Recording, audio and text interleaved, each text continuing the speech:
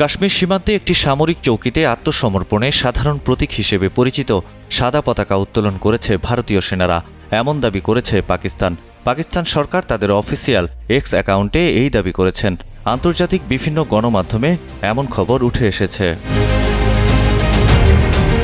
পাকিস্তানের তথ্য ও সম্প্রচার মন্ত্রী আতাউল্লাহ তারার নিজের এক্স অ্যাকাউন্টে এই দাবির কথা তুলে ধরে বলেন, বান্ডেল থাকলে প্রতি সেনমানিতে টাকা বাঁচবে। বিকাশ সেনমানি বান্ডেল কিনে জিতুন প্রতি লেনদেনে। পেহেলগামে হামলা নিয়ে প্রথমে তারা তদন্তের প্রস্তাব থেকে সরে গিয়েছিল, এখন মাঠ থেকে পালিয়ে যাচ্ছে।